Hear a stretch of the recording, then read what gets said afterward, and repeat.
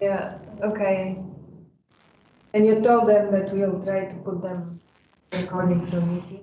Yes, yes. So as we progress with these meetings, I'm sure we'll build up a good lot of knowledge. So I'll put them on YouTube so they're a bit more discoverable, because right now in the Microsoft ecosystem, you can't really communicate outside your network. And YouTube's good because, they do transcriptions and everything like that. So as we go, we can, hopefully we can promote these so they could even become a good educational resource for other people, Yep. Yeah. Okay, so some questions on the last meeting. If somebody of you got through the video and had some questions, probably is prepared to answer new questions to Opals. Yeah, no questions. Okay, for today, I think it will take some time before everybody gets a little bit feel confident to ask questions and to start speaking without any hesitations. So let's then go to the presentation that Harshit prepared today for us. Harshit, are you there? He was there.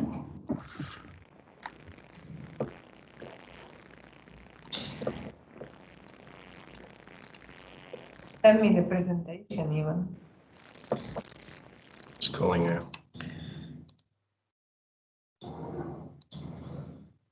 Could be that he didn't realize. It's 2 o'clock.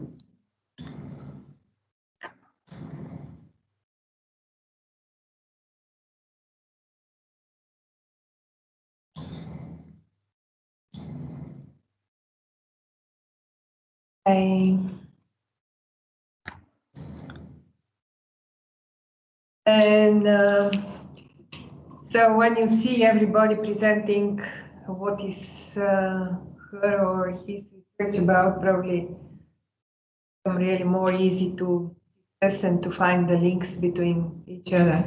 And we still have quite many students.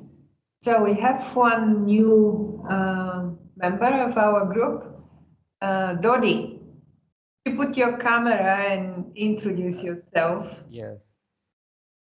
He's also a PhD student at our school. Hi, Dodi. Hi. Hi, Dodi. Everybody. Yeah. I'm joining Tell from us Indonesia. something about yourself. Yes.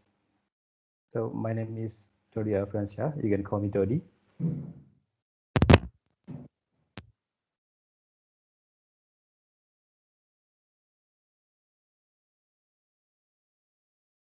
I think we just lost your microphone. No, we don't hear you. Can you hear me? Yes, that's good. Yep. Okay. Yeah.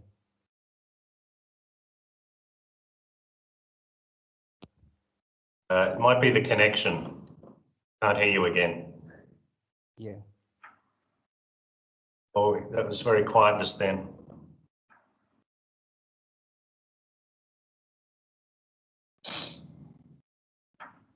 Hello. Yeah, we can hear you now. Oh yeah.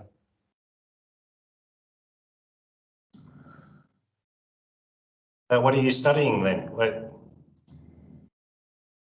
What's your area of study? So my research title is 3D green strategy for the new Indonesian capital city.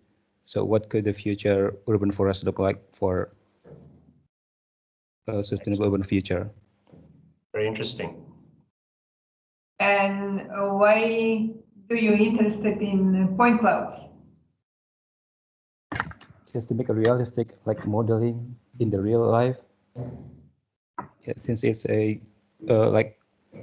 big project in Indonesia for this new capital city, so 3D would be good to model this new capital city. Oh, okay. Okay, good. Yeah. Yeah. You're just starting, right? It's your first year.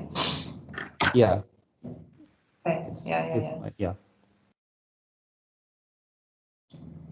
Okay, so I don't know what exactly is happening with her.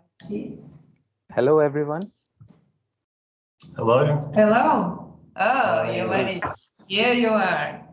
We're waiting for you. Oh, sorry. Actually, I got confused with the time. Last time it was Yeah. from 11:30, na? So I thought so. Yes. yeah, so that's why I just missed. We decided to have them in two different times. Once is at 4 o'clock and Okay, and once okay, is at 2 o'clock Sydney time, because okay, Josephat is in Mexico and it is in the middle of the night for him. And okay. also, if it is now, it's also very late for Nina.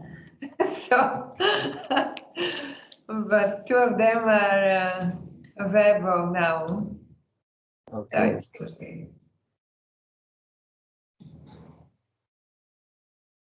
And just in the conversation, I've put our video channel, our YouTube channel, where I'll put these recordings.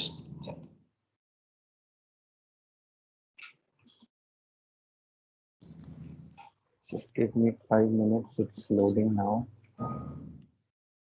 Okay.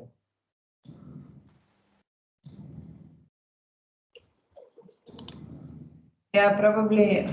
Josephat, could you try to see whether you can get the video?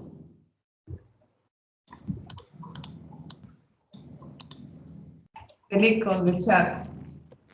Okay, let me see. Because the link that is from Teams actually is not accessible for you, only for the people within the university. Okay, so you send another link. I'm got confused. In the chat. Okay, is something about the grid YT channel? Yes. No? Yeah. Ah, okay. Thanks, Harshit. We can see your screen. Okay. But yeah, go for full screen, I reckon. Yeah, perfect. Yeah. Okay. So hello, everyone. Myself, Harshit, and today I will be presenting on open source photogrammetric softwares, which I have actually done from quite a few times. So I'll be sharing with you all the knowledge and various type of softwares which I have been worked on. So first of all, let me just introduce myself. I'm doing my PhD at Indian Institute of Technology, Roorkee, and my main supervisor is Dr. Kamal Jain here, and then Professor Sisi is my co-supervisor at the UNSW Built Environment. I'm in my third year PhD basically. So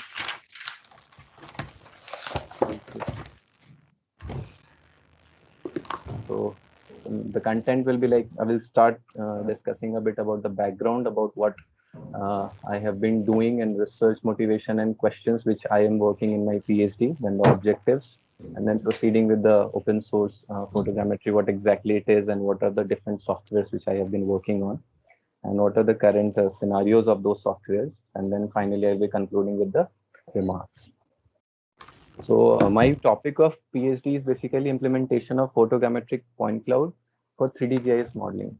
So why I have chosen this topic is like one of the main factors is like nowadays a very rapid development is going on in photogrammetric techniques, especially for the 3D modeling.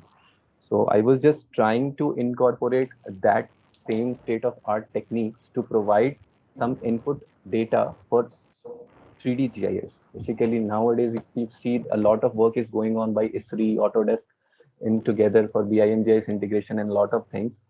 So I was just using point clouds for providing the information about the geometry of objects, and as they don't contain semantic information, so I will so these all gaps I thought should be covered for some better development.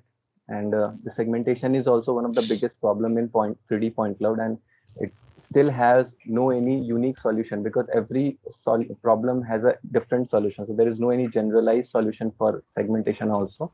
And LOD model extraction is nothing but multiple level of details. So my one of the focus area was like, can we extract different level of details from a single point cloud also? And so on the basis of this research motivation, I had these three questions which I will try to answer through my PhD. So first one is, what improvements could be made to existing photogrammetric point cloud generation techniques? So what I will be presenting today is a part of that work only, because um, for last decades, photogrammetry has been boomed a lot, in especially in commercial market and in surveying and geospatial industry. But before that, there was a very big lag because of the data and everything. But as UAV and all this new instruments have been developed, and camera resolution and all these sort of things. So first one is this. Second, I will try to, can we extract different LOD models from the photogrammetric point clouds for as-built modeling, and especially for existing buildings? Because a lot of problems come where you don't have any data for existing structures, because in India itself, there is no any 3D modeling or mapping kind of survey that had happened ever, so that we can actually derive the maps or models for the existing structures. So I will try this as my second research question. And lastly, I will try to develop a framework for modeling the as-built infrastructure with 3D GIS capability using these different level LOD models. So this is just a basic workflow for my research. I have used UAV a lot in my master's also, and now I'm using in my PhD also. So I have a lot of experience with DJI drone and Inspire and Phantom 4 Pro, and as well as in our lab itself, we make UAVs also from in-house development. So this is like, I will use UAV based image acquisition and then photogrammetry processing for point cloud generation, and then most probably using Python for doing some geometric computation over the point cloud. And while try to use 3D deep learning for semantic segmentation, most probably because I am still tried a lot of algorithms but has not got so much success. But this is the very tricky part. Then it will come about the LOD conversion of point clouds, and then finally enriching with the geospatial information or semantic information for a GIS ready model. So this is just an introduction about my research, what I'm doing and what I will be doing. And now following on to today's top, one of the biggest question comes like, why photogrammetric point cloud? Why do you go for photogrammetric point cloud? So for me, it's a very close to heart thing also, because from initially itself I have been involved in photogrammetric processing through different instruments and different softwares also. So it's like low cost and point density. These are the two main factors basically for choosing a photogrammetric point cloud, because in lasers you have a very high cost for your instrumentation and acquisition and all those sort of things. But for photogrammetry, you just need a camera mounted on a UAV or handheld or anywhere, and you just can process. And there are lots of state-of-art photogrammetric principle, especially a recent development by computer vision people who has been introduced into photogrammetric field. So they have given a lot of new algorithms also to more extract the information from the images, because image itself is a very good, very informative source of uh, information. So this is one reason. And the next reason is like, photogrammetric point clouds contain an integrated color information. So it's like you can shoot two objects from a single bullet. You don't have to attach any information extra. You can get a point with an XYZ information as well as the RGB values for the same point. So it's a very good for understanding better of an object. And it is a powerful collection of elementary geometric primitive also. So it has shape, position, orientation as well as. So this is just an example of geometrics department that is in IIT Roorkee, and it is acquired from a UAV DJI Phantom 4.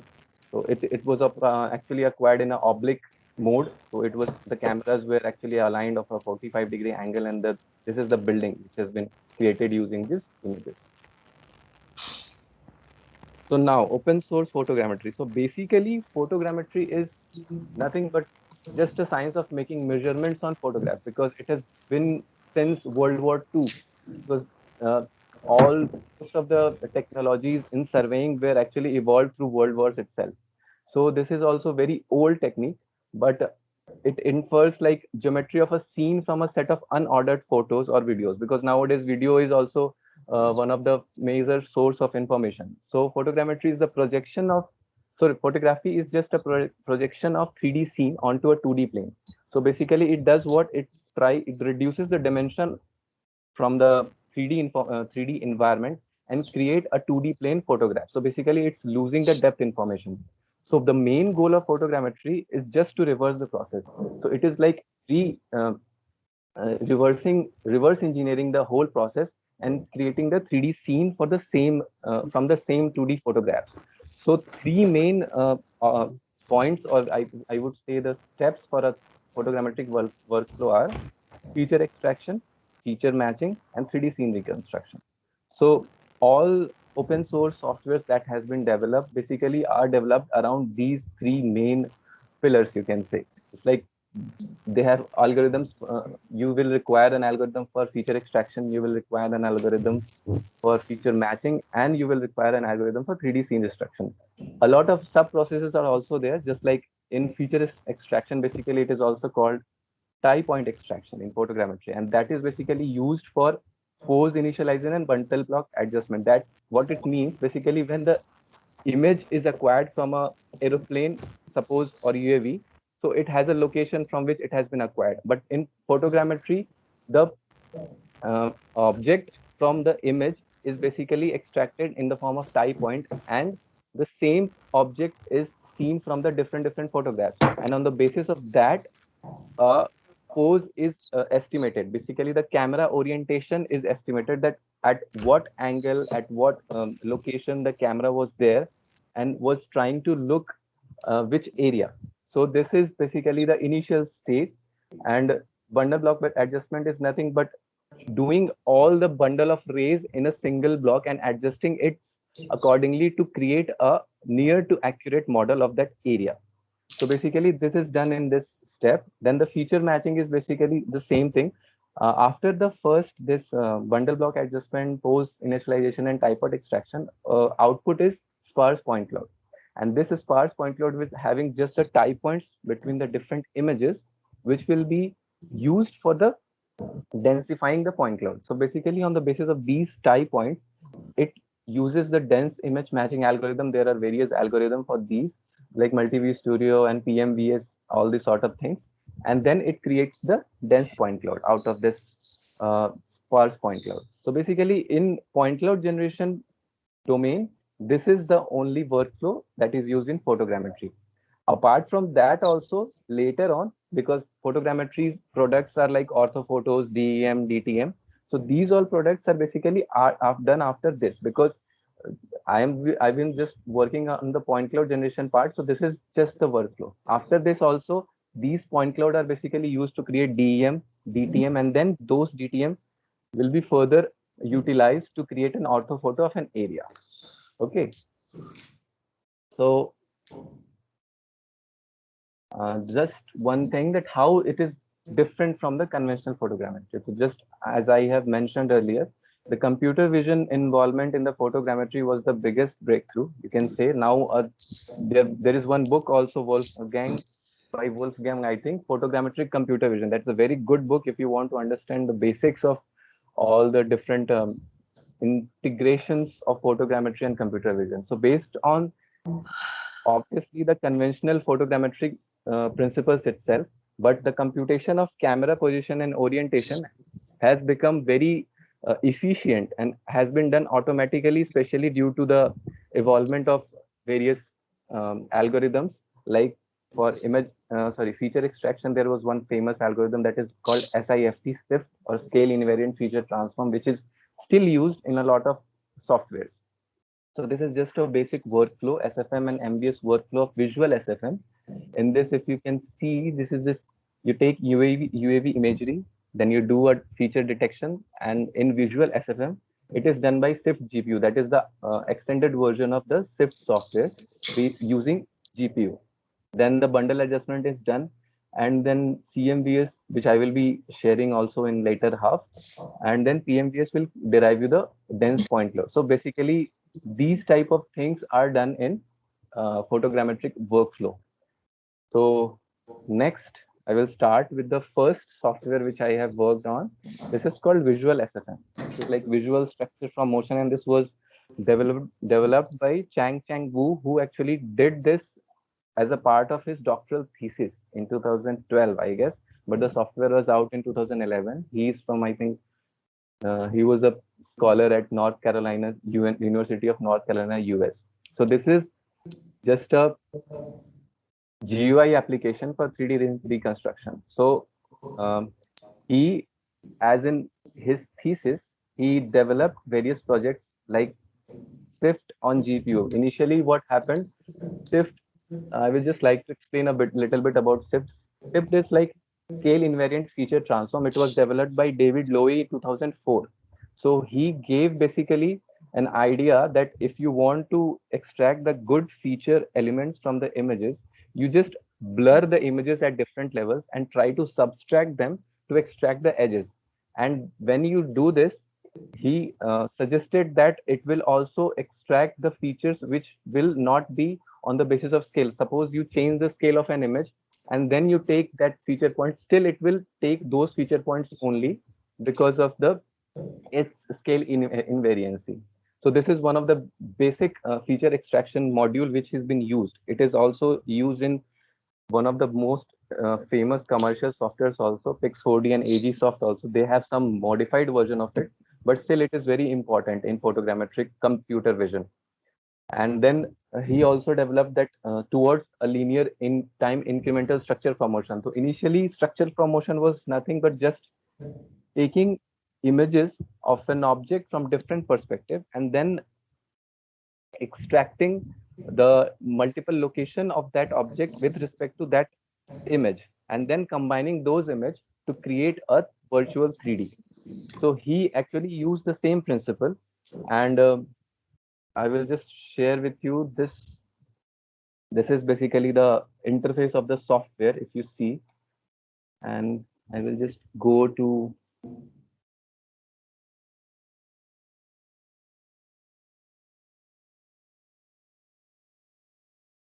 so if you will be downloading Visual SFM from the site, it will look like something like this.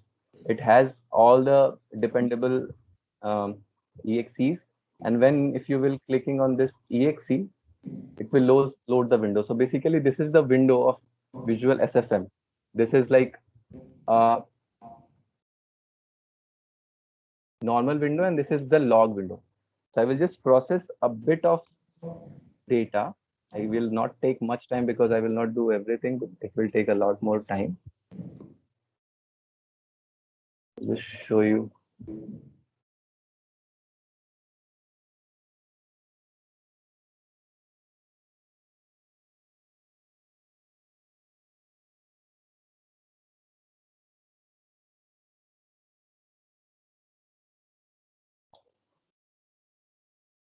It will take a few time in loading. So this is one of the initial open source softwares, basically, which started this open source photogrammetric revolution, you can say.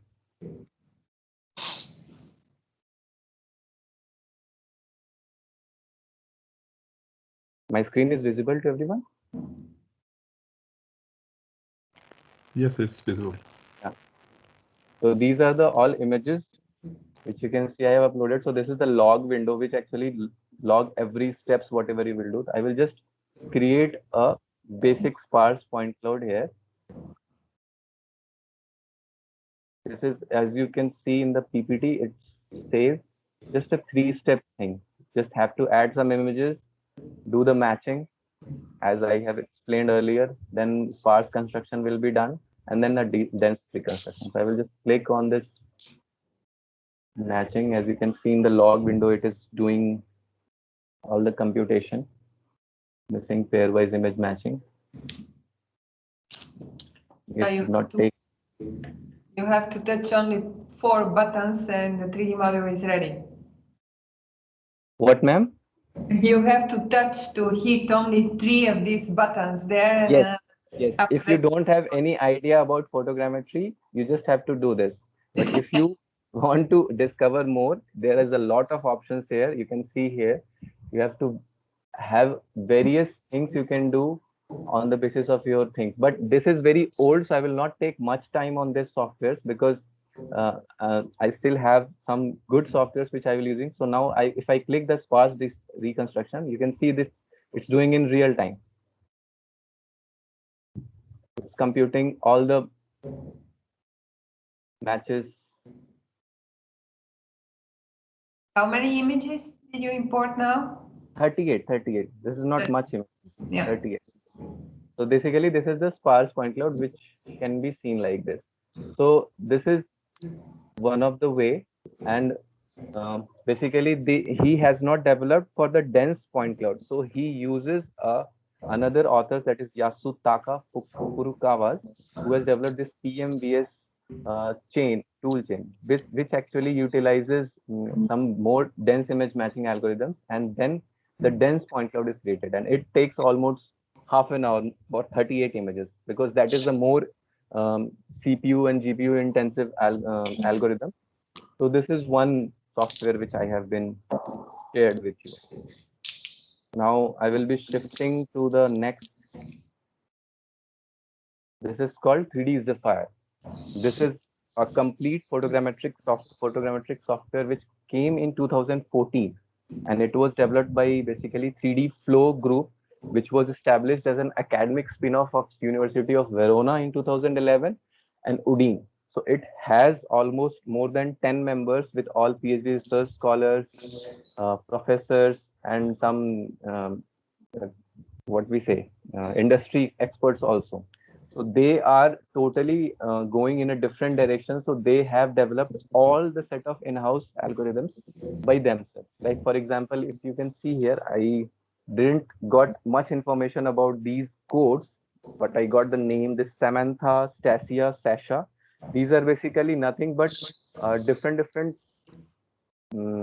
algorithms for their own. Like Samantha is for structure from motion, Stasia is for some point feature extraction, Shasta is for the model or mesh model generation, and Masquerade is one new things, like if you want to extract the points for a different, for a same object in all the image, and you want to blur out the extra part of the image, you can use actually Masquerade basically to blur out the image.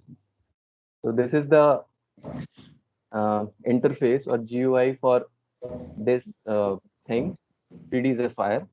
So you can see I have already generated this point cloud. If I want to open this thing, it will take time. So I will just focus on this image itself. Then I will show the live demo for other softwares, because this is open source, but it has a lot of limitation. Like you cannot process more than 50 images for free. If you want to process more than that, you have to have the license from the 3D Flow itself. And the output is quite good, because as I compared these these point clouds with other, as we have seen in the visual SFM, it was very sparse, and the point clouds were very much not that much densified in the constraint of visualization. But in this, it has developed a lot. And latest versions of 2018 or 19, I guess, is also having various new features. And this is a complete photogrammetric software. So the main thing is like you can actually do everything from point cloud generation to orthophoto generation to TM evaluation and editing also. So this is the one software. Next is like WebODM. So this was developed by Stephen Mather and his team in 2014, and it was basically based on a command toolkit that was on, I think everybody is, I don't know if everybody is familiar, but this is very famous ODM, like Open Drone Map. So they have this command line toolkit to generate point clouds, maps, 3D models, and it is available on GitHub. And the WebODM is nothing but a GUI interface of that thing, that ODM, Open Drone Map. So it has a very good interface. And I will just show you one thing.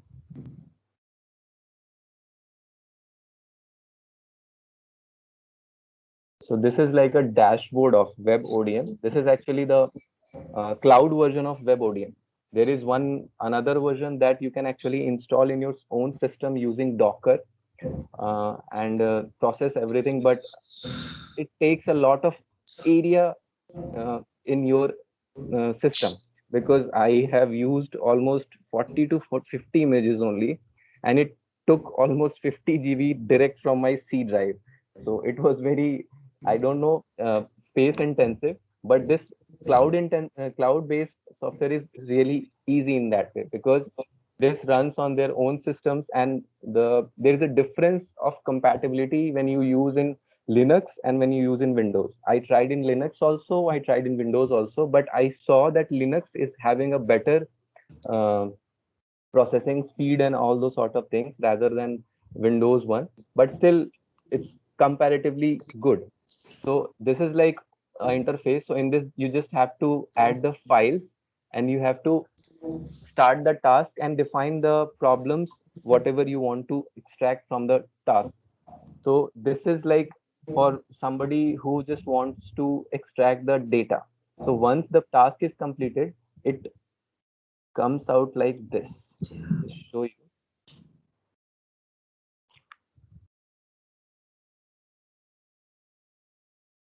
So this is like when you will download after processing, it will have like this: ODM, DEM, georeference, point cloud, orthophotos, report, and texturing also. So this is like single command line processing. And if you want to twitch the whole thing, if you want to develop something of your own, they also provide the whole binary files for the processing. And especially in ODM, they used like this thing. If you can see here, this ODM is not a single person development. It is a group effort. So they obviously utilize whatever resources they have found online. So they use this OpenSFM, OpenMVS, PDAL is point cloud library also, Entwine, and these GrassGIS, GDAL, Poison Recon, and MVS texturing. They have combined all this various multiple open sources and to create this single uh, command line or window. So this is the result of basically ODM with the same images, that 38 images which I was using earlier. And you can see it's quite good looking in a way. So this is another software which I have used for point cloud generation. This is the next one. This is quite a recent one. This is called CoolMap. And this is an end-to-end image-based 3D reconstruction software. And it was written, the library was written by Johannes L. Scott Berger as a part of his doctoral thesis. So he developed this as his own PhD thesis, and he is currently working in, I guess, Google or Microsoft, I guess, in some 3D visualization project. So it provides many options, and this is one of the sample sparse point cloud. If you can see here in the bottom, this is a sparse model of the central Rome, and it was done, processed using CoolMap SFM pipeline, and it was utilizing almost 21,000 images. So it's a really very, very vast number of image data that has been processed by this software, because initially the always was the constraint for number of images. Like in 3D Zephyr, you saw it as 50 images only. If you do more than 5,000 images in WebODM, it will take a lot more of time. And sometimes I tried, I think 2 to 3 times, but once it failed, second times it got some error, but at last it gave me a result. So this is very good that if you increase the number of images, so the software has to be developed that much intensive that it can actually compute as many of information extracted from the images.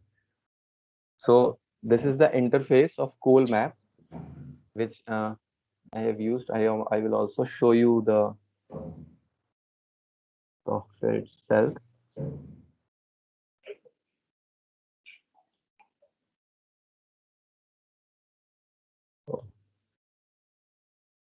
This is cool map. But the one main thing is like you have to have a CUDA capable graphics in your system, because without CUDA, it will not be able to run or process your system. So this is the interface. You can see it is most or similar like Visual SFM. So actually, he was very inspired by Chang Wu. I have also uh, saw his paper quite referenced in his research. So I think he was very inspired, and the concept he has been used, that incremental structure from motion, is the same thing. Like in bundle adjustment, what we do, we provide all the images at the single time. But what happens because of that, the intensiveness of the whole system increase much higher. So what he did, he incremented the process, like is step by step. He just inputted the images one by one and enriched the whole point information from those images. So it was very easy for the system to compute those features from those things. So I will just import a model which I have already processed, because processing will take a lot of time.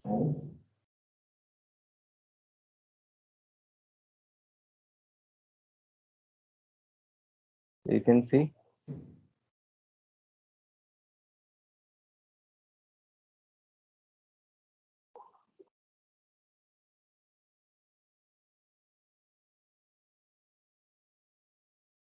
my system has already opened a lot of data, so it's a bit lagging here.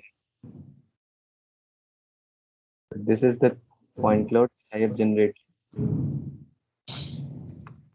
from these images. Another issue which I actually came across using these softwares, like most of the open source softwares, basically provide a inverted point cloud, because they have this local coordinate systems.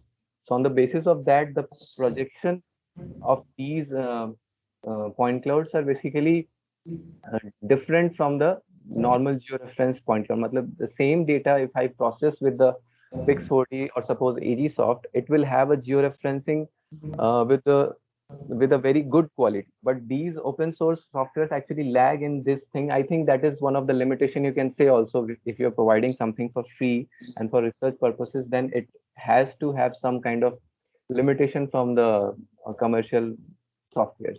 So this is another softwares I came. And the last one, it is one of the latest one, is called Meshroom.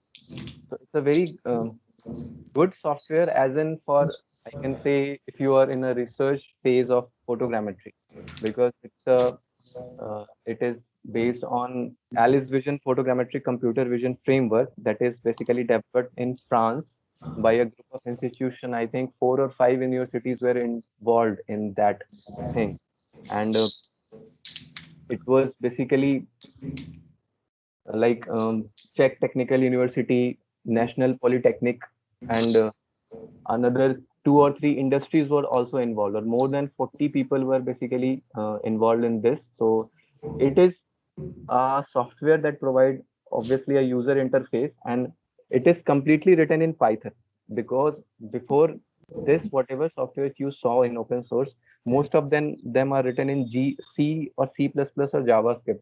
But this one is the first one which has been written basically in the Python, and it has all scripts available online, and you can actually customize these thing. And the one of the best thing about this software, it is node based.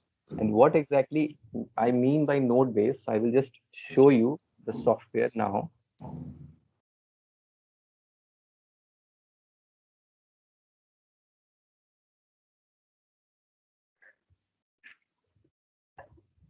So this is the interface of the software, you can say. And this is the section where all the images are uploaded. This is, if you click on different images, you can actually see different images. And here you have the reconstructed sparse point cloud or model or mesh model, whatever it is. And this is the another display tuning for this area. And the main important part is this one, this graph editor. If you see in, if when you zoom it, it actually did that segregating the steps. Like it's a very complex for understanding initial stage if you want to understand photogrammetry. But if you see here, it has actually created this nodes, this camera initiation, feature extraction, image matching, feature matching, and all these are basically separated from each other and connected with these, you can say the dash basically, which actually tells you that which component of that algorithm is important for which component of another algorithm. So this is very good thing, because if you want to create something of, suppose you want your own something dense reconstruction, you can actually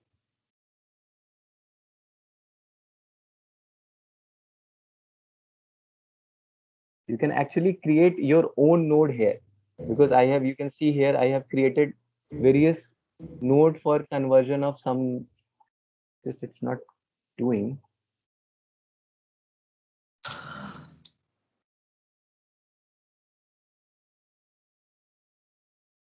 not working.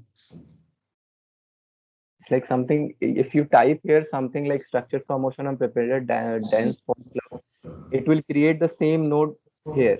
And if you want to duplicate also, you can actually duplicate the node and it will just generate another node. And if you want to switch, and if you are clicking on a node, you will see here there are various statistics. It is having all the information related to the attribute to related to that particular algorithm.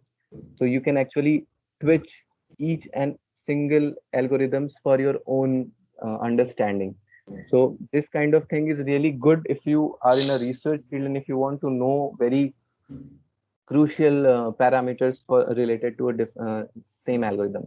And this window will here, if you see, it has this attribute section. It has the log section, which shows what are the processes, what time it took to run the processes, what are the input images, what are the calibration, uh, calibrated cameras and points statistically. Then statistics, if you go, it will show you the CPU usage and how exactly this all things works.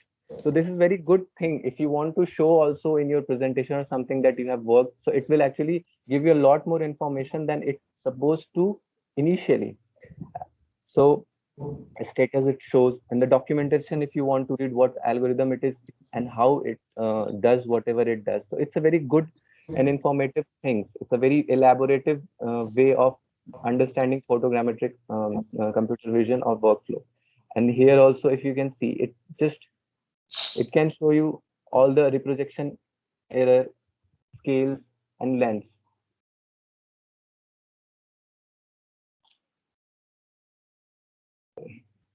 And image related metadata also, you can see what time and date image, all the information whatever you will having in your images, you can actually visualize here and you can switch with them.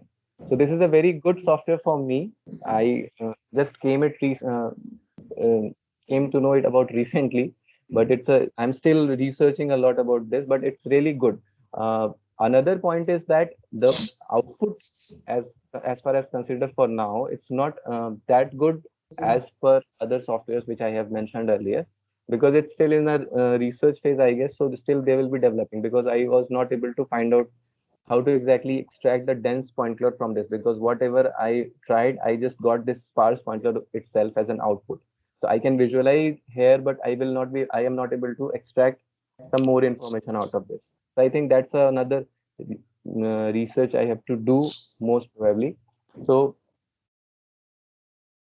this is what I have shown you now. So in overall concluding, I can say that these are the open source softwares which I have been studying since last 3 or 4 months, I guess. So these are the various things. Apart from this, there are lots of commercial softwares also, like Pix4D, AGSoft Photo Scan.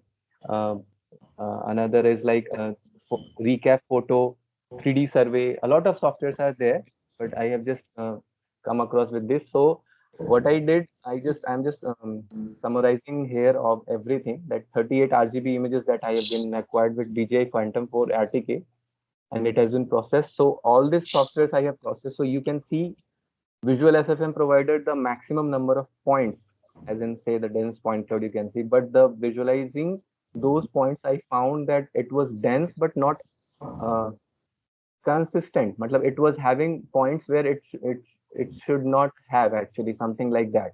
And orientation was mostly inverted. Matlab, when I actually opened this point cloud in the Cloud Compare software, which is a point cloud processing and understanding software, so it is also open source. So it was mostly inverted. It was upside down. And in the case of 3D Zephyr, it was having less number of points, but the orientation was good, and it was having an average density. In case of WebODM, it was having um, 1 lakh 80, 18 lakh, I guess, 18 lakh 61,983 points. And it was also having the global orientation, and it was having a very good density. And for Colmap, it was more than this WebODM, but still, it was still having the same orientation problem with it. And the density was fine. For the case of Mushroom, it was having local orientation, and if I extracted the point cloud, it was going in a different scale, and it was very sparsely dense. And as you see, the number of points is still very less. So this is all which I have been working. So I think if you have any question, you can ask. These are the bibliography or references which I took for this presentation and work. So thank you. Thank you very much, Harshit. It's a very detailed presentation. It's not a presentation, it was kind of lecture that you gave us about photogrammetry and about all kind of processes. So I have two questions before everybody starts asking questions. The first Yes. question, you decided to go to photogrammetry to create point clouds. So what do you see as a benefit of photogrammetry compared to laser scanners, to LiDAR?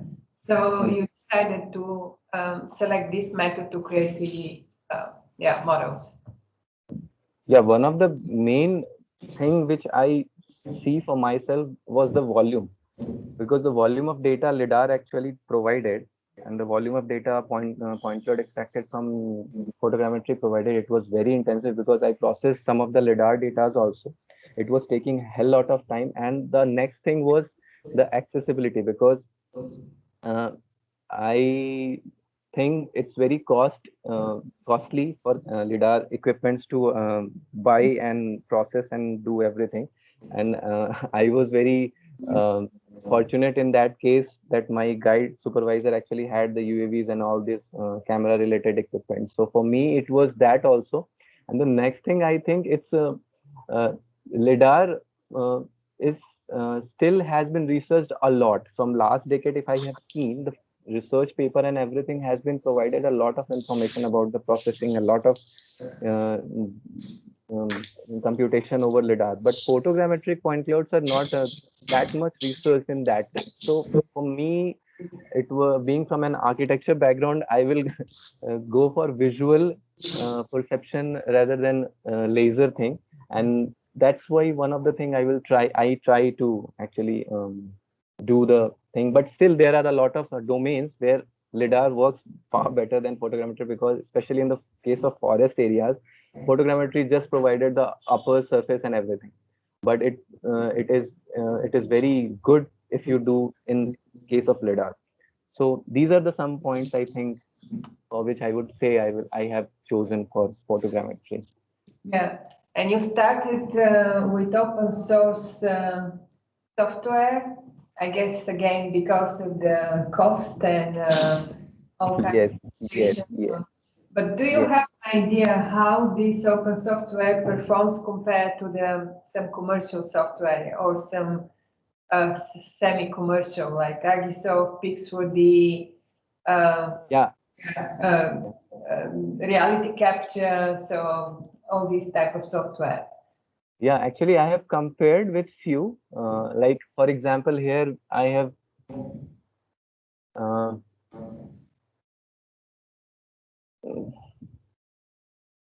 as compared to the commercial one, it's still in a very, I would say it's developing, but still it has a lot of lagging issues, because if you pay for some softwares, it has a lot of profit, obviously, because you're paying for it.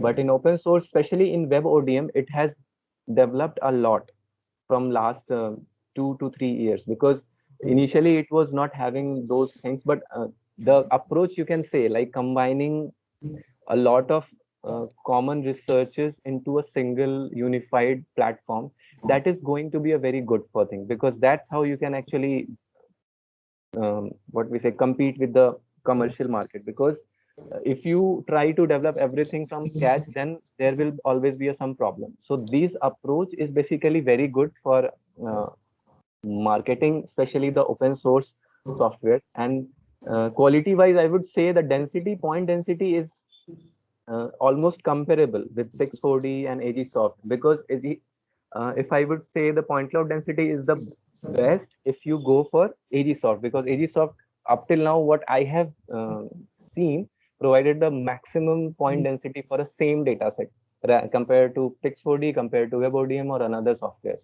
So, and generation wise, I think they have almost the same processing.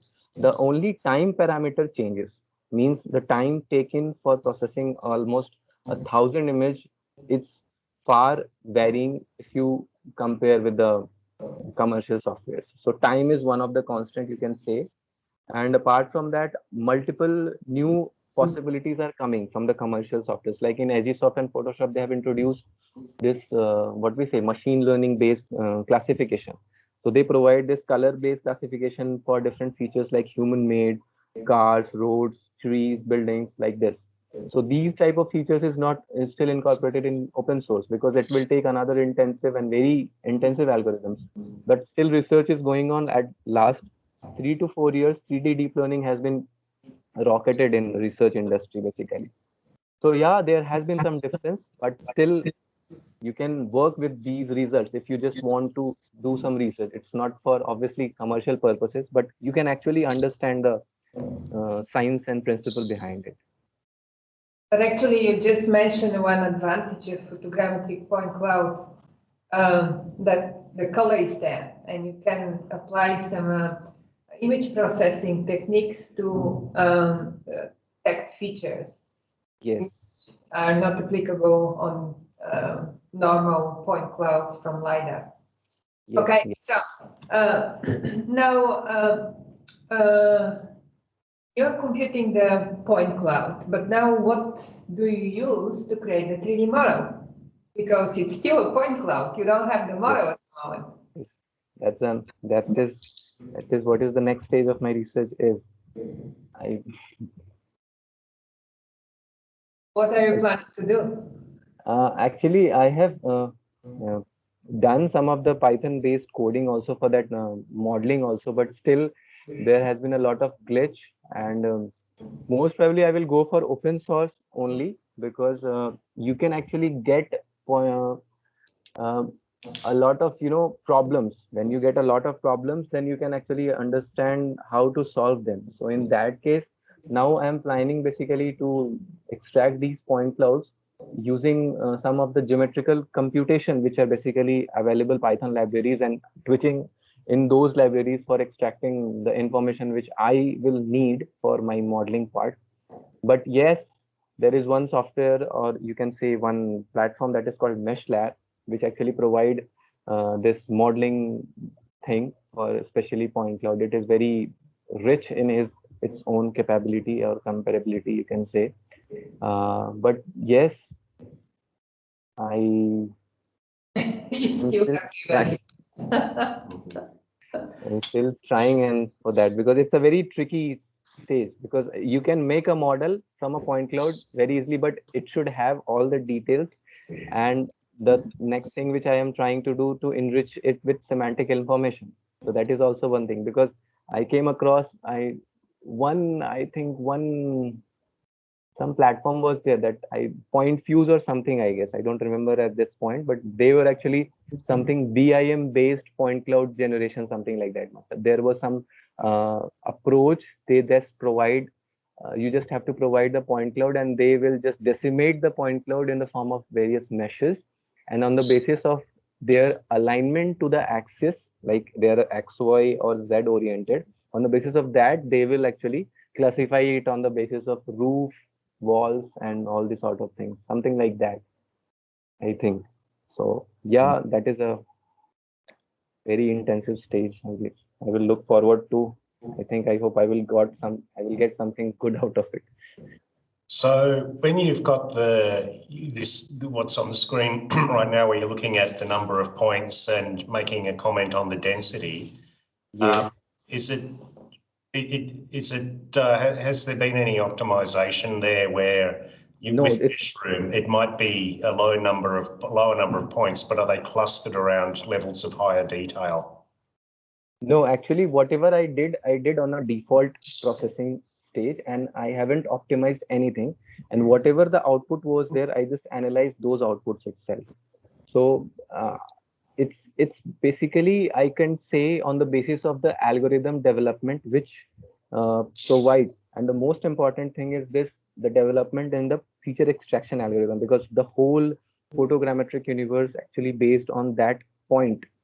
That is, point is a kind of atom for this photogrammetric universe. So you have to have that points, and that points basically give you the data on which you can build your densified point cloud. So the variation basically, I suppose, in the point feature extraction algorithms basically give this various results and density, I think.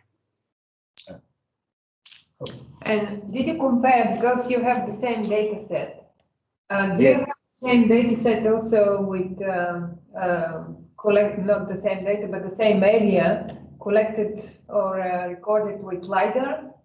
No, actually, Yeah, for LiDAR that, with the photogrammetric point cloud?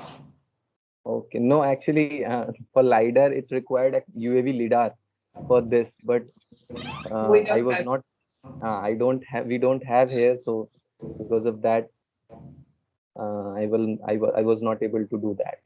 Mm.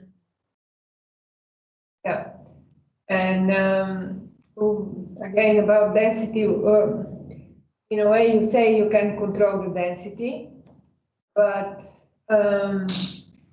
have you have already some kind of observation what kind of density you need for this area that you're processing? How many details you can obtain with what kind of density? Is there correlation between the two? Yeah, actually, I did in a way, like I took some patches in the area and then compared the visualization and the number of points on the basis of that same area, because it's the all point cloud extracted from the different softwares is not oriented in a same way. So when I open in Cloud Compare, suppose the one point cloud goes inverted somewhere and the another point cloud goes somewhere else. So for comparing, it has to have been oriented in a same way. So for that, I needed to take some common points and orient it in the same reference system and then compare it. But that will actually maybe somewhat change the overall point cloud something, I think. So because of that, I just took the patches in the different areas. Like suppose for a roof area, like 1 meter by 1 meter, I took the patch, and on the basis of that, I saw the density visually and also by the point number of points what are coming in that thing. So on the basis of that, I concluded these remarks. And overall visualization also gave me this kind of thing. So not exactly in that way which you're saying, but roughly I can say. Yeah, and how is now this is apparently comes from drone, and you don't have that much points or that much reconstruction on the facades of the buildings. But if you fly along the street, Yes. Yes. and you'll get the facades. Yes. Actually, Can be obstructed from trees and these kind of things. But in a way, would you recommend photogrammetric recording for facades, or when you want to have overview of the facade of the building? yes, you can actually do. I didn't share here, but I was also doing two comparison. Like this is whatever the data I have shown here. It was completely nadir. One data I had that is like oblique data, which was actually inclined from a angle, and one data I have acquired combining those two, like oblique plus nadir. So I saw that when you actually have this oblique plus nadir data, the information increases tremendously on walls also, on roof also. The only problem which I face is the noise coming around the edges. That is the thing which lidar does best, in which uh, photogrammetry fails a bit, but still it was very much comparable to the information which you can see with your naked eye and from the point cloud. Yeah. So it's like that. So I will recommend like to take images from both inclined, the oblique and nadir. It will give you the best result, I think. Yeah. I'm asking because we have Safisa, I don't know whether she's on the list, whether she's attending, but she was planning to do LiDAR on streets, on facades of buildings.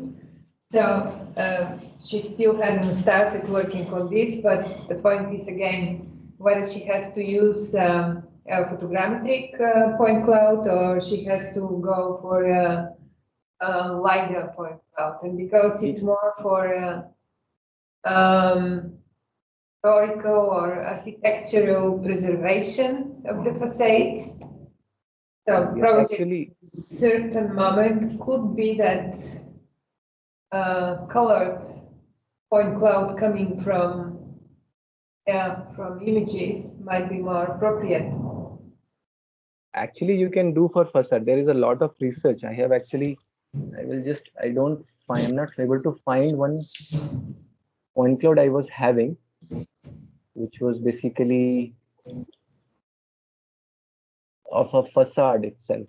And it was a church, I think, church building. And it was having a very good detail. If you want to work on this, I'm not able to find now.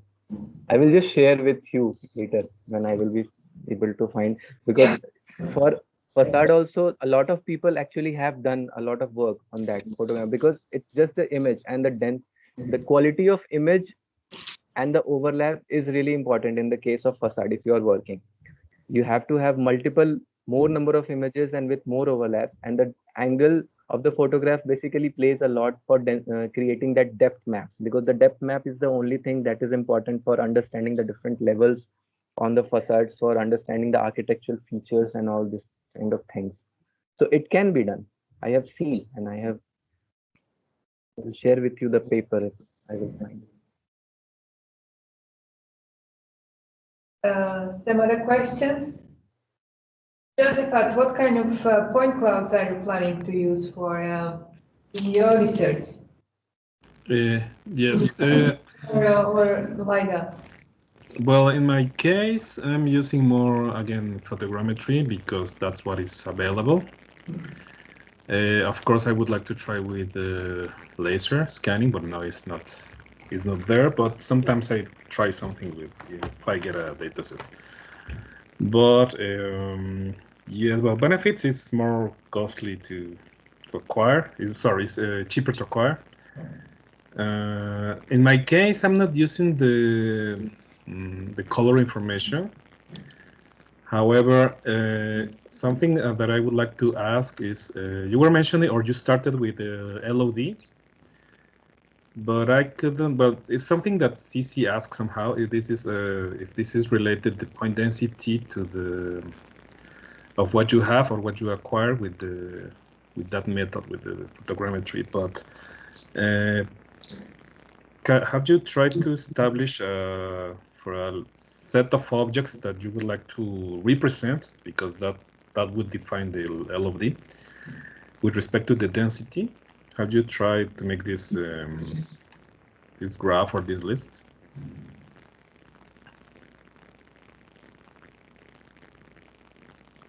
So you're asking me a question? Yes. I mean, Oh, yes. yeah. I mean, you started with LOD, yes, with some proposition about LOD. But for LOD, you have to, well, first define which objects are you going to define. I mean, if this building is a roof or facade or something. But then you require a certain density. at least to even to discern them from noise and trees or whatever. Yes. But have you tried to establish this relationship? Like, okay, how dense should be in order for me to acquire, for example, power lines. Sometimes you need certain density and certain resolution. So, well, if that were your case, but if in the case of the buildings, something that you mentioned is the corners, the edges. You really are really hard to define clearly. So, have you managed to define what is the minimum or recommended setting for the density? Because it's a kind of, you can say, heat and trial method. Because I exactly, up till now, I haven't find a basic quality parameters, you can say, for a single point cloud that this is best for whatever scenario you can use. So especially for the case of building, if you suppose, sometimes more number of density is basically creating more number of problems. Sometimes you can make better meshes or better level of detail, especially if you're working for level of detail 1 with less number of points. So yes, idea is, for my side, is like I was working on, like, if you can create as many as number of level of details from a single point cloud. So like but quality parameters I'm still researching. I'm not actually, I cannot answer specifically for which density exactly is good, but it's like depends upon the application and for the purpose which you are using. Especially in my case, what I have came through, it varies. It's not like, but still, like I think it's still tough to actually say a number or something like that. And related to this is also the number of images. What if you fly in such a way that you get a lot of images on certain area? Is the quality going to be increased or the software is going to be confused? No, the more number of images it will, the more number of actually data it can have. So basically, there is an optimum number. More than that actually will not provide more Yes, what I'm information. But asking, is there some kind of limit where you don't need to have whatever more images you add and it's going to be the same result? because for my case, like this area is, it was like almost, I think, one building or three buildings I covered in my study area. It was having 38 images. But if you increase it like something 70, 75, after that, I think it will not affect much to the result. But still, overlap and all those sort of things improve a bit, because it's like a peak. You will go to a peak and then it will slowly, or you can say, stabilize on a Yeah. graph. If you can see the image and the point information, you can say, so it will go on a peak up to the image, and then it will just stabilize after, I think, 80 to 50 images. So it totally depends on the area you are covering, how much area. It's basically that only, because I have worked with the images of 5,000 for a kind of a whole urban scenario also. 25,000 images also I have processed, but it doesn't affect much after a point of time. And it varies for every, I think, area. It's a basis of area, you can say. Yeah. Yeah, clear. Actually depends on many factors. Sometimes depends on the quality of the images. When you Yes. have, on the turns, when the drone turns, sometimes if the turn is very sharp, you have some blur on the images. So of course, when you have blurred objects, you cannot, do any matching. So you cannot get any points there. Yeah, basically, in flight planning is a very crucial stage for this whole thing, because if you see any flight planning app, it has all these parameters, like what are the height, because elevation also changes the scale of the area it has covered, and the speed of the drone or the speed of the camera and everything moving in that image, it's also affecting a lot of things. So there is a lot of parameters basically. So uh, it's a kind of compromise, or you can say you have to do with related to what exactly you want to extract out of Yeah, your yeah. Yeah. Okay. Some other questions? Yes, I have another for the set of software you mentioned. I mean, I have tried some of them. Yeah. Of course, I do prefer the commercial software. I do a lot with the Agisoft.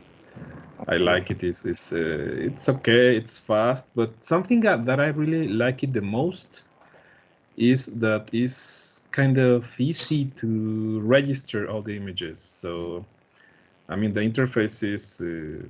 I mean, it's not a nice job. That's something that I should say, but it's I would say effective with a quite clear process. You can say you register all the images, just you register all the frame, you can say, and it works. But with the rest of the software, for example, I tried Colmap, but I got a little bit confused. But for the software you mentioned, which is the easiest to, at least for if you have a chance to register images to work with in that sense, to assign coordinates and register you reference everything. I have worked with WebODM. I think it has this thing, but which is called that it uploads with the image data itself with GCP information. But apart from that, I think all the softwares has to have, you know, re-inputting the information later on at the time of processing, because at that time it doesn't provide very good, because these all softwares are mostly related to, you know, uh, extracting the information from the image and the image based on information whatever it is. But when you are talking about the georeferencing thing, so it always requires a bit more computation in that sort, because it has, you have to provide, you know, 4 or 5 points around the area with the XYZ information, and then it has to recompute the least square in solution for the whole problem, and then you have to reproject on the area wherever you are actually visualizing it. So I think in that case, yeah, Agisoft I also have worked. It's really good, but in these softwares, I really do not see much of those things. WebODM is having that GCP uploading. 3D Zephyr is having the same thing. It is good, but it obviously if you go beyond 50, you have to buy the license. So it's nowhere open source then. And for Mushroom, I have still not seen any GCP related thing. Apart from that, I no, actually I that is the only, because you can do that later on in, I guess, Cloud Compare. If you use some open source softwares, you can provide the points information for the some particular points, and then you can rescale or reorient according to that information. But I think Pixfood is also good in that, because it's commercial, obviously. Yeah. So, so it's like that. There is one software I use, that 3D Survey.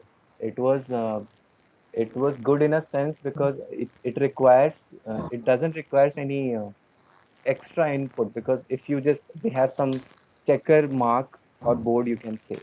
So if you just keep that checker mark in your whole area while taking the photograph, and you take the information of those uh, check marks, so later on it it's a kind of, you know, it detects the feature as well as it detects an object of that checker mark, and it record that object as a GCP1, GCP2, GCP3, like that.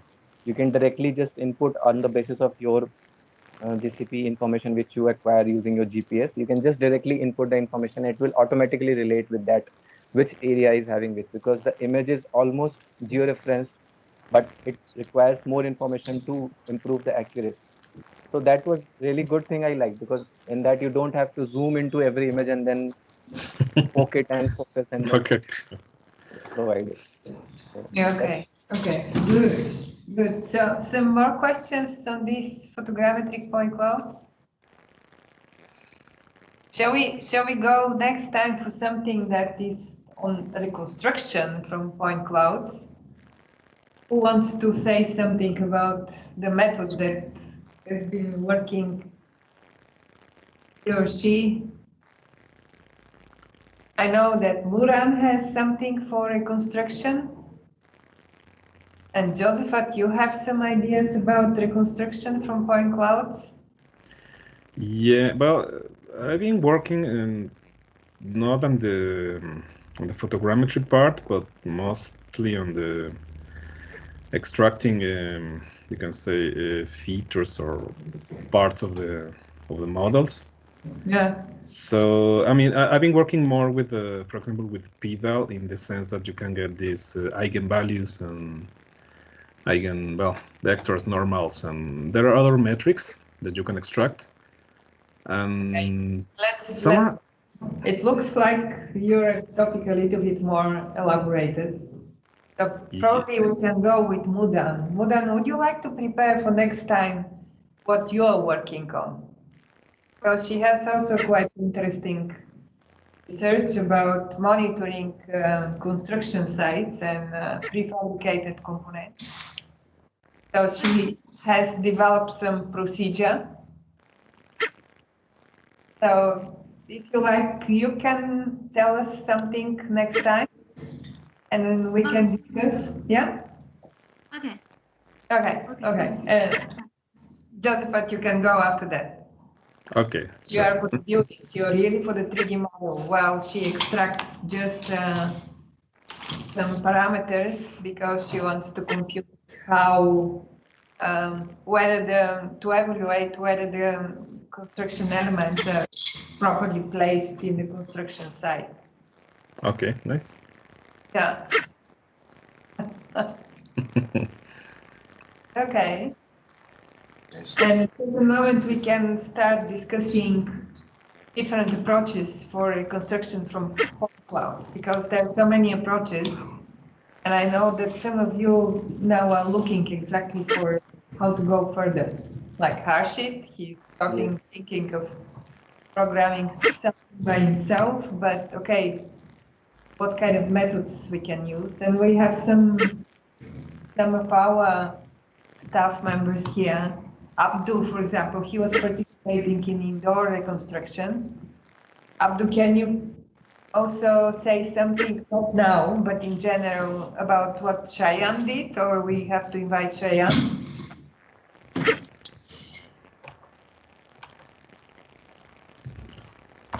Yeah. Probably we have to invite Cheyenne. Hear me? Yes. Right. So yeah. So the project it was a kind of a scan to BIM process. So we will have an indoor point cloud. It's not necessary now to explain, but just to plan later in these sessions. Yeah. But probably if the point, because the point cloud part is the point of interest, I would say, of this group, it will be interesting indeed to invite Cheyenne, and I think he will be happy with it. You just have to manage the time. Yeah. Maybe somewhere, I don't know, maybe, I don't know, the time management may be the big issue. But I'm pretty sure he will be happy. At 4 o'clock, probably for him it's going to be fine. Yes, 4 Yeah, a.m. maybe 4 It will be okay. It's going to be fine, yeah.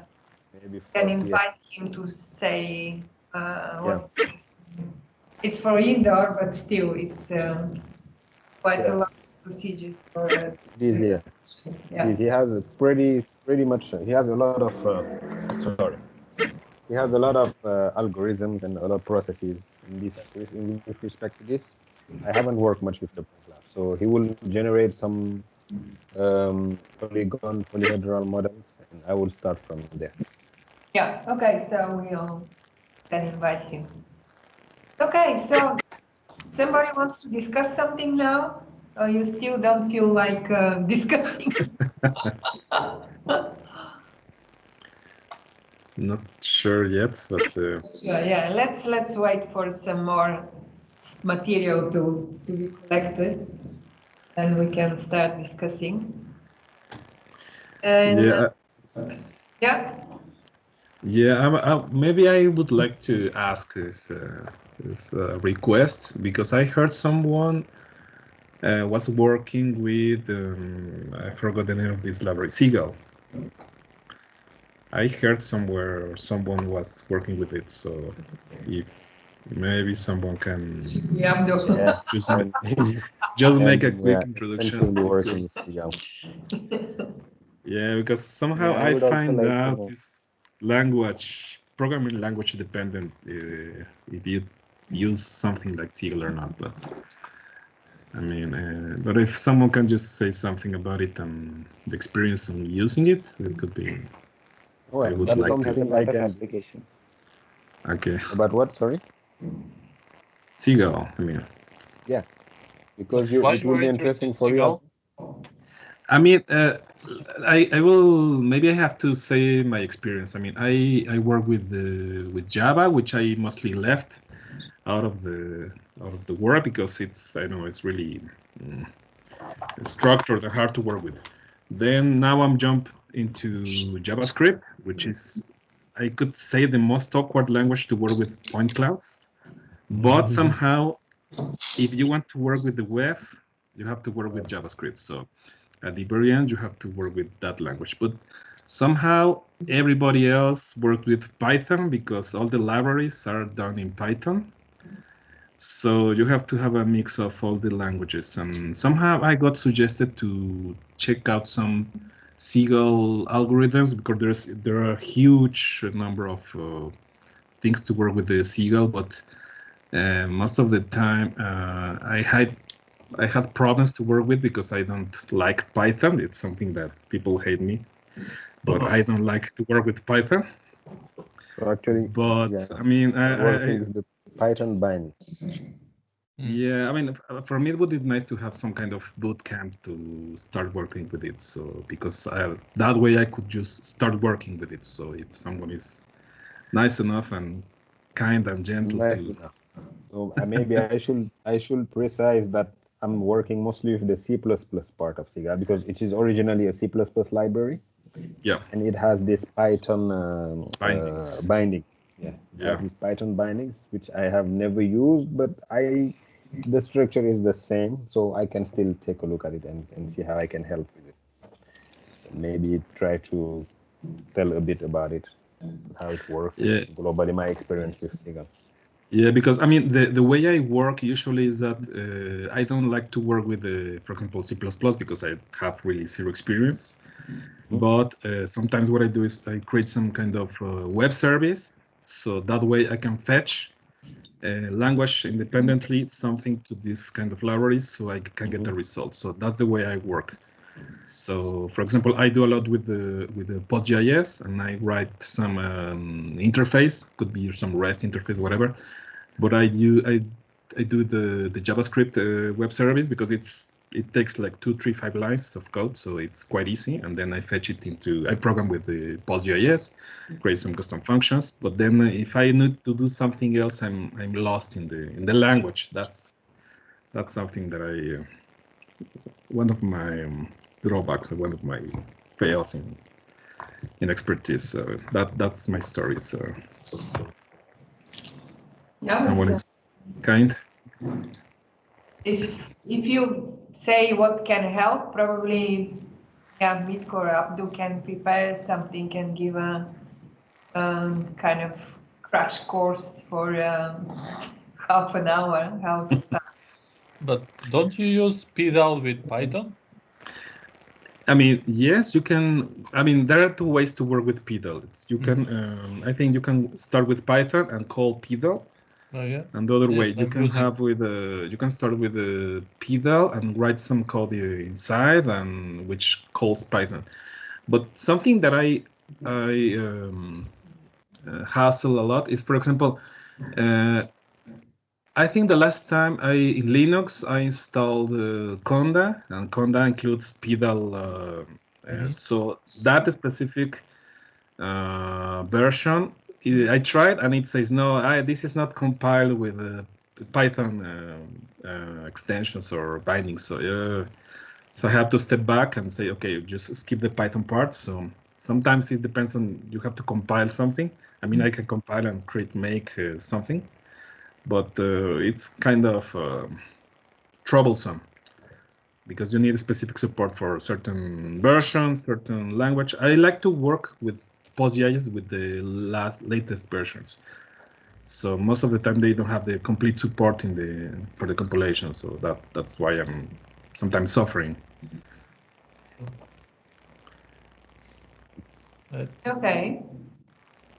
Now, do you have some specific question that somebody can answer, or it's just general, unclear? At this point would be general. I mean, my goal would be to have I could say a web binding for Seagull. I mean, I have this method with this Seagull, and I just fetch some data and get back some results.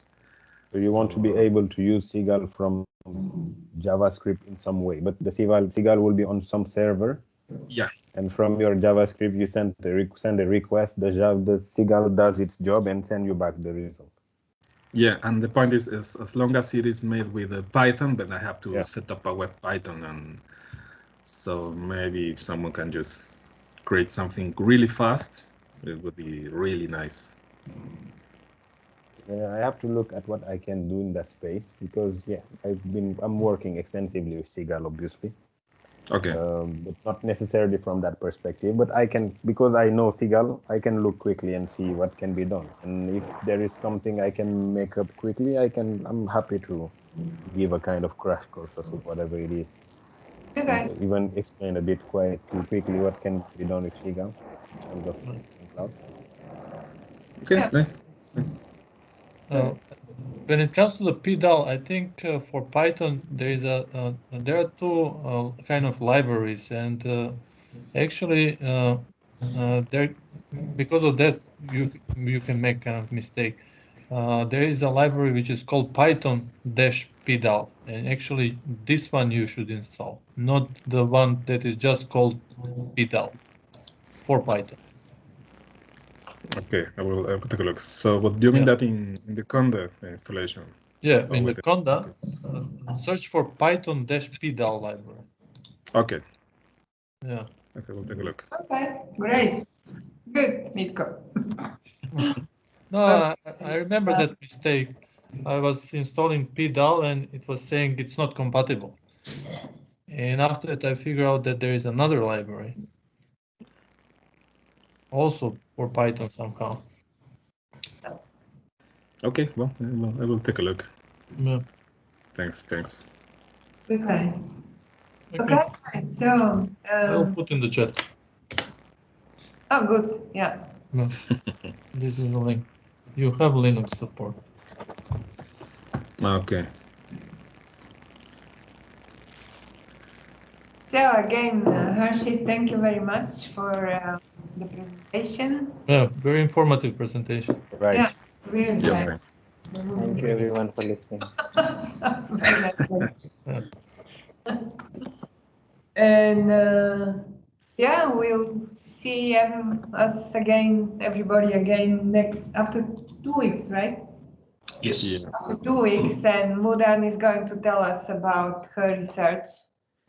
And she has some questions there, I know, so we can discuss what she's considering, and yeah. Okay, good. Great. Thank you everyone. Thank you everyone. Okay, So, thanks everyone. Thank you everybody, and see you again after 2 weeks. Bye. Bye-bye. Thank you. Bye bye. See you guys. Okay. Bye.